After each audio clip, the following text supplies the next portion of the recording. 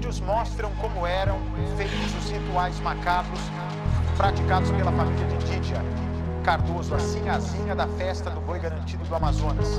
A mãe, o irmão e 2 funcionários da sinhazinha foram presos após a morte.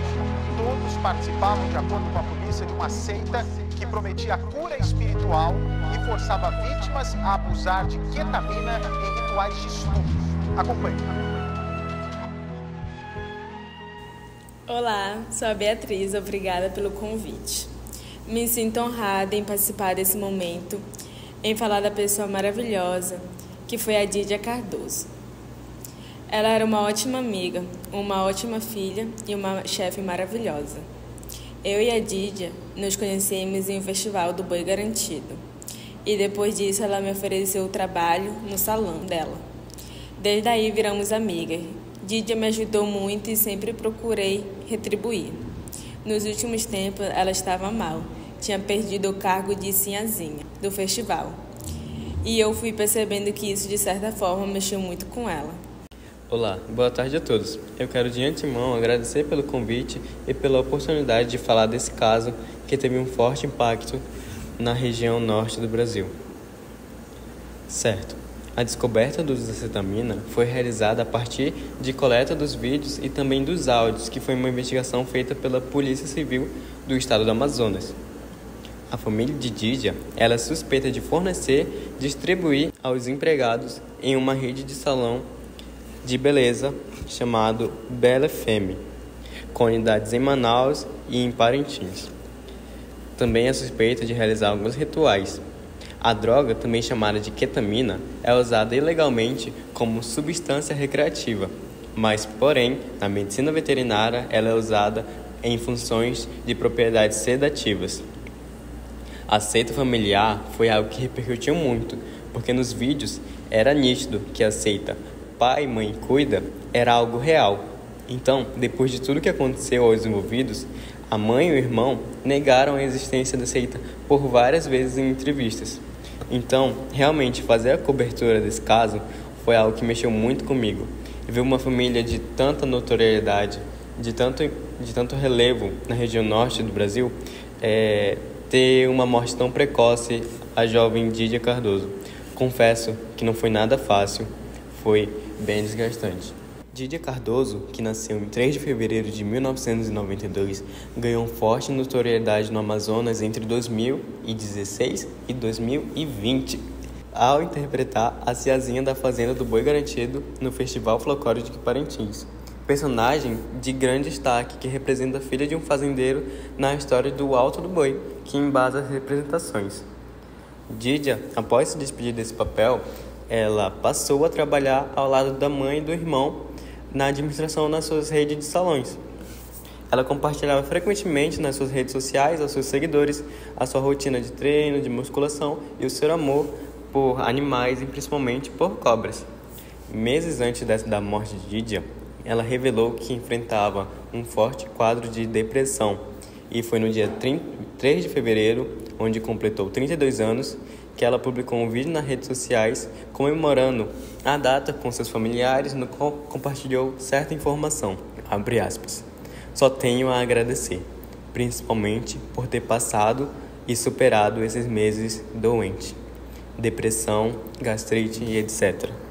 Em uma das gravações vazadas, feitas entre a noite de 27 de maio e a madrugada do dia 28, ela aparece segurando um frasco de cetamina, a substância alucinógena que foi utilizada em tratamentos veterinários, mas também foi consumida ilegalmente como droga recreativa.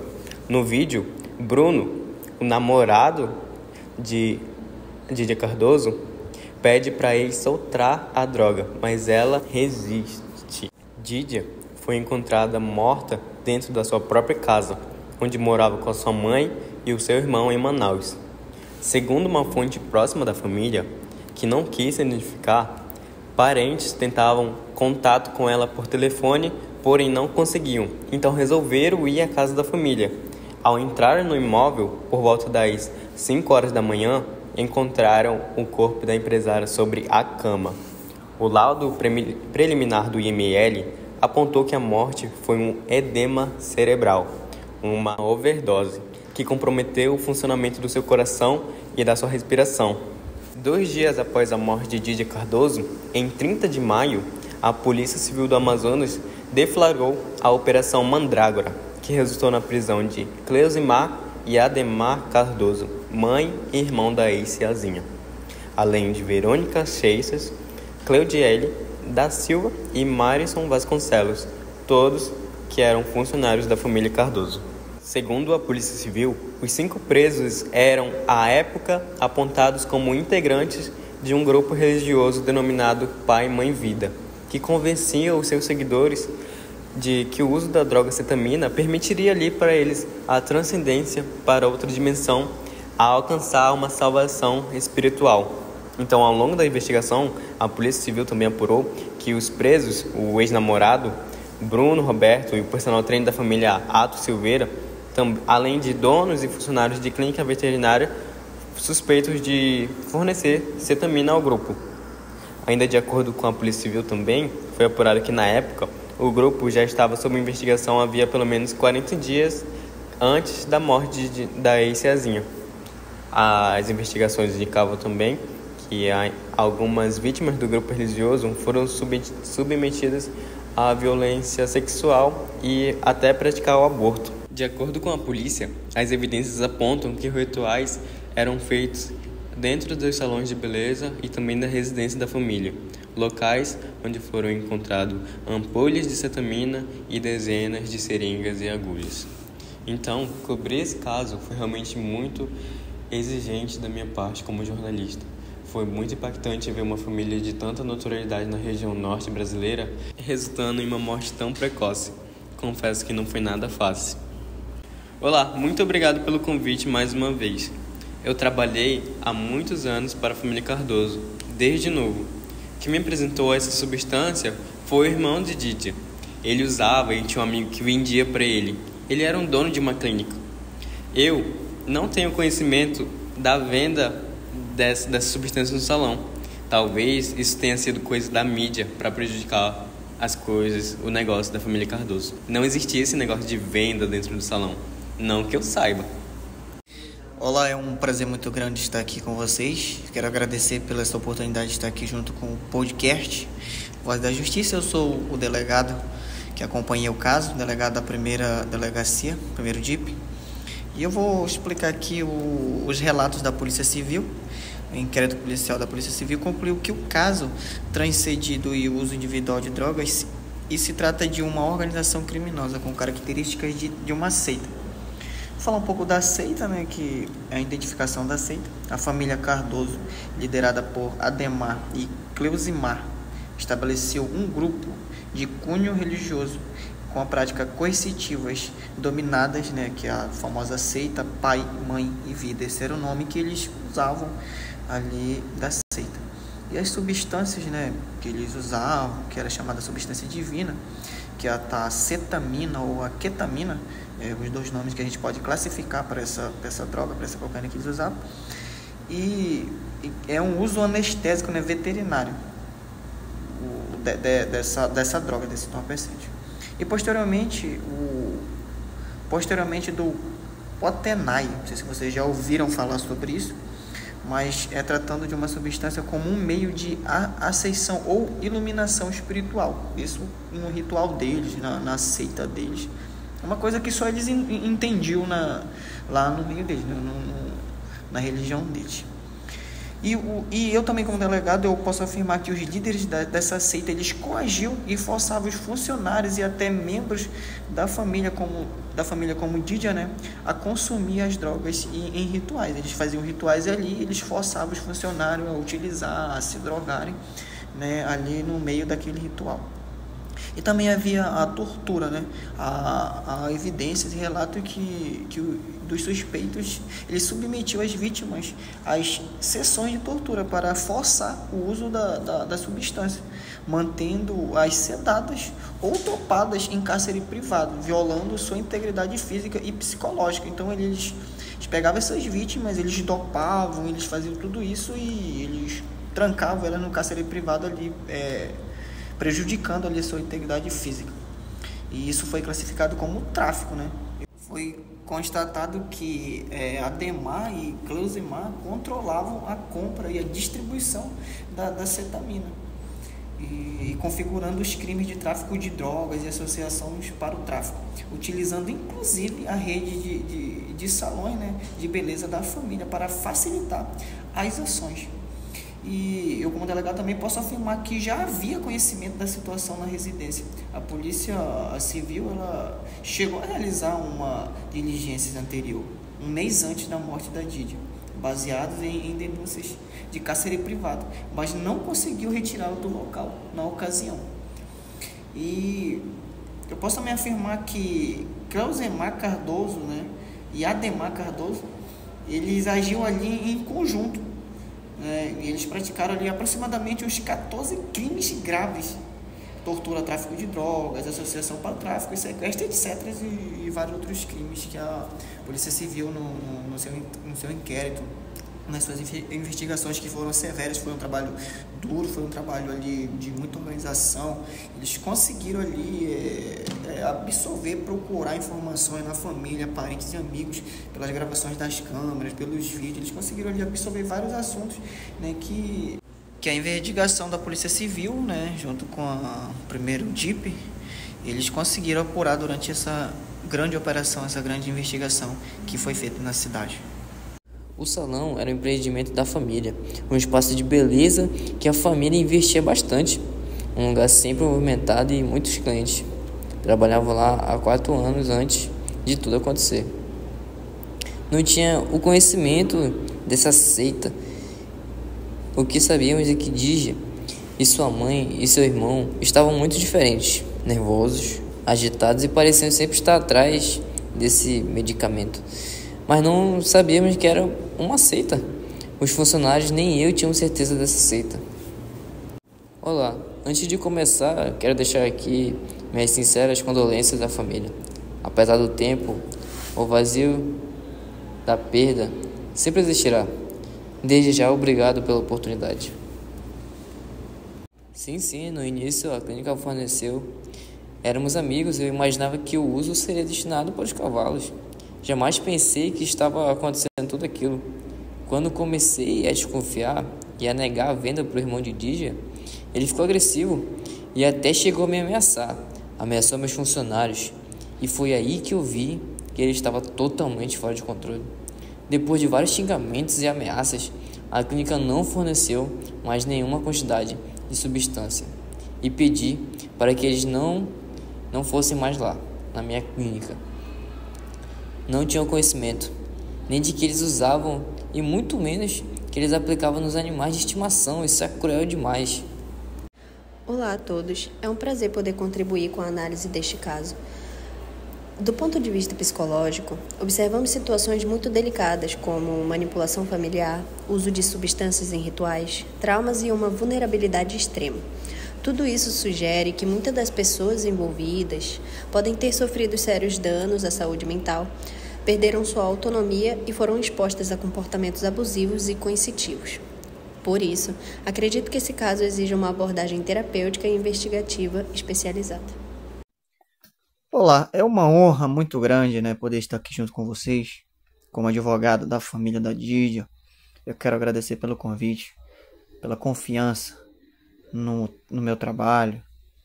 Eu quero dizer primeiramente que esse caso foi um caso de grandes especulações, não só na cidade de Manaus, mas em todo aqui o território brasileiro, né, e que a gente vai parar para analisar, analisando as falas, os depoimentos da Polícia Civil, do delegado.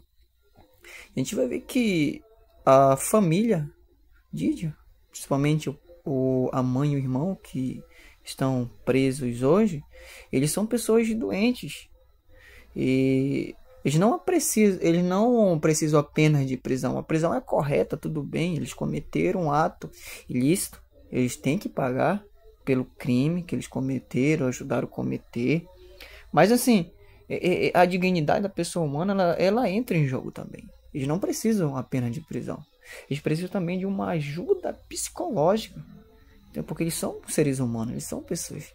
E quando eles afirmam, as investigações, os depoimentos anteriores, que havia ali uma seita, havia ali um ritual satânico, naquela possível religião, que eles torturavam os seus funcionários. Isso nunca existiu, isso não existia.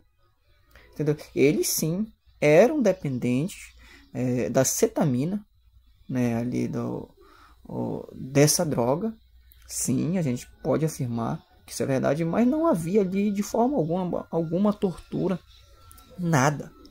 Entendeu? E você pode parar para analisar que quando uma pessoa é dependente dessas substâncias químicas, ela acaba cometendo coisas que ela nem sabe, acaba cometendo alguns fatos que ela não se lembra, pelo fato de estar ali dopada, pelo fato ali de estar sobre efeitos desses entorpecentes ou dessas drogas. E eu queria que o Ministério Público, os defensores, olhassem, né, para a família que restou com um olhar, né, mais com um olhar de dignidade humana, né, para que quando eles vierem sair da prisão, para que quando eles voltarem à sociedade, a gente não seja olhado apenas como criminoso. Olá, é uma honra muito grande poder estar aqui junto com vocês nesse podcast Voz da Justiça. Eu quero agradecer pela oportunidade, por vocês acreditarem e confiarem no trabalho da polícia, que é um trabalho de investigação severo, é um trabalho claro, para que nós venhamos todos os dias deixar a população mais à vontade, deixar a população bem informada dos acontecimentos que ocorrem na nossa cidade, no nosso interior, na nossa capital. Então, sobre o caso da Dídia, as investigações elas começaram com o pai da vítima na delegacia. Então, o pai da companheira de Ademar, irmão da Dídia, resgatou a filha dopada e a levou à delegacia, relatando os fatos há cerca de 40 dias da morte da Dídia. Lá ele falou sobre o uso da substância dentro da residência. Essa foi uma investigação muito delicada, porque se tratava ali de uma família pública, né, de uma família que tinha uma influência na sociedade. Dídia e seus familiares, né, é importante esclarecer aqui que houve uma suposta morte de uma forma estranha da avó de Dídia, o que causou grande repercussão. Existem muitas especulações em torno da morte. Então uma coisa ligou a outra, uma coisa foi ligando a outra, a gente foi pesquisando, a gente foi pegando informações aqui, a gente foi pesquisando ali. E nesse caso, possíveis causas da morte, com a investigação, é possível afirmar que a seita funcionava de fato e havia, né, pelo menos 2 anos, né, que isso já vinha funcionando. A gente fez busca em 3 unidades de salões de beleza onde ocorreram as apreensões dessa substância e relatos de comercialização nos locais. Alguns laudos apontam para uma overdose devido ao uso em excesso da cetamina, né? E sobre o uso da substância em animais, que também tinha, animais de estimação, quero lembrar aqui que a Polícia Civil investigou o esclarecimento da causa da morte da Dídia. Já sobre os animais, a responsabilidade de comprovação se houve ou não a manipulação da cetamina nos animais ficou para a delegacia especializada em crimes contra o meio ambiente e urbanismo, no caso a DEMA. Mas é possível ver os animais nas gravações, quando você vai ver as gravações direitinho. É possível ver os animais ali bem agitados, enquanto a família fazia ali o uso da cetamina. Então esse foi o trabalho da polícia. Nós investigamos, nós apuramos, nós procuramos informações, nós procuramos as filmagens das câmeras. Nós fizemos um trabalho severo, um trabalho sério, e a gente conseguiu obter todas essas informações, né, da possível seita e pai, mãe e vida que funcionava ali, como o delegado afirmou anteriormente aí nas suas palavras, e a gente chegou a essa conclusão.